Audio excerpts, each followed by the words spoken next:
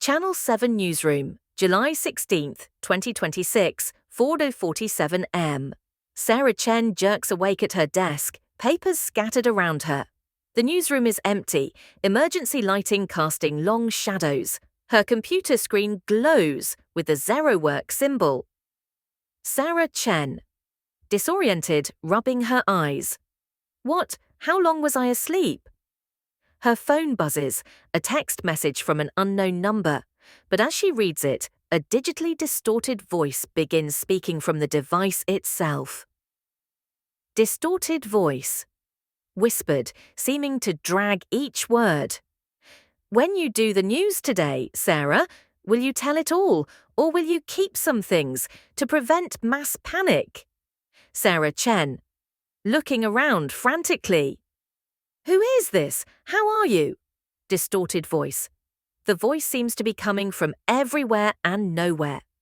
How heavy the weight of the world's psyche can be, Sarah. You're real. You fell asleep in the newsroom. I was here. I woke you up. Suddenly, a real hand, solid, warm, covers her mouth from behind. She spins around but sees no one. Voice. Now seeming to come from directly in front of her, though nothing is there. And now I hand you this new evidence, in person. A manila folder materializes on her desk, literally appears as if placed by invisible hands. P.S. Shh, Sarah Chen. Backing away from her desk, voice shaking. This isn't possible. You're not here. I can't see you. Voice, gentle, almost paternal. Here, take this. There is always a choice, Sarah. The folder slides across her desk toward her.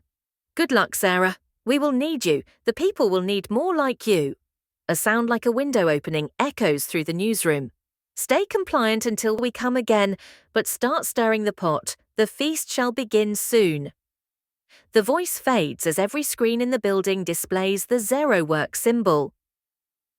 Sarah Chen. After a long moment, cautiously approaching the folder. She opens it with trembling hands. Inside are declassified documents, photographs, and what appear to be recently obtained files. Wayakti reading aloud. MK Ultra Sub-Project 58, La Carrera, Colombia. Psychedelic Research Station, 1971-1974. Flipping through pages.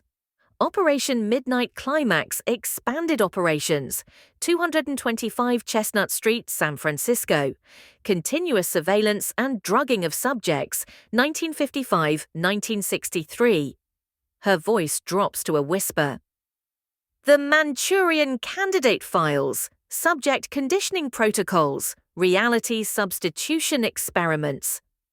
She finds a handwritten note in the folder. Note, Sarah. The MK Ultra experiments never ended. They evolved.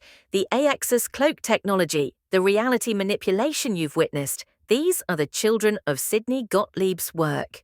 La Carrera was where they perfected the combination of psychedelics and advanced technology. The San Francisco houses were just the beginning. Every person who has received our gifts is a test subject in their continuing experiment. But now we control the variables. The question is, will you help people understand what's been done to them? A friend. Sarah sits heavily in her chair, staring at the documents. Sarah Chen, to herself. La Chorrera. That's where Terence McKenna had his experiences with DMT, but this says the CIA was already there, conducting experiments on indigenous populations, reading from another document. Substitutional reality protocols achieved 97% subject acceptance rates, subjects unable to distinguish between recorded and live experiences after 72 hours of exposure. She looks up at the cameras in the newsroom, suddenly suspicious. Picks up her phone and starts recording. My name is Sarah Chen. It's July 16th, 2026, 4:52 am.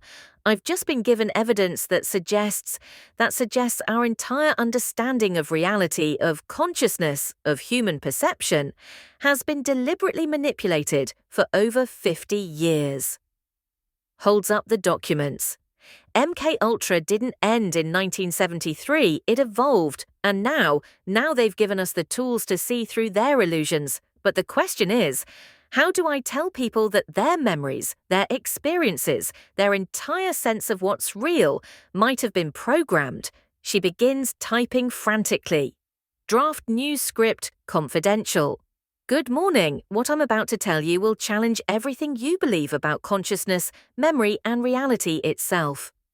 Last night, I received evidence that the CIA's MK Ultra mind control experiments not only continued past their supposed termination in 1973, but evolved into sophisticated programs involving psychedelic research in South America, reality substitution technology, and what can only be described as the wholesale manipulation of human perception. She pauses, looking at the camera, deletes the script and starts over. Revised draft. Good morning, this is Sarah Chen with a Channel 7 special investigation. Today we examine newly declassified documents that shed light on the true scope of the CIA's MK Ultra program and what some experts believe may be its continuing influence on modern surveillance and behavioral modification technologies. She stops typing and stares at the screen. Sarah Chen, whispering. How do you tell people they might be living in a carefully constructed illusion? How do you wake them up without breaking their minds? She looks at the zero work symbol still glowing on the monitors, makes her decision and begins typing the real story. The symbol pulses once, as if in approval, then fades.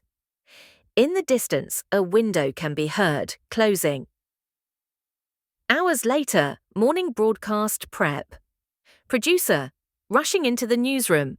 Sarah, what's this script you submitted?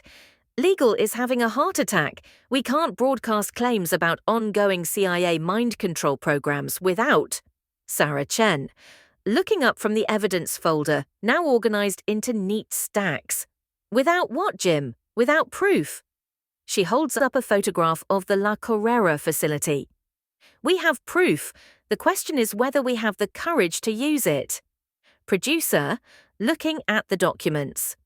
Jesus Christ, Sarah, where did you get this? Sarah Chen, smiling grimly. Let's just say, a very reliable source. The zero work symbol flickers briefly on her computer screen, then disappears.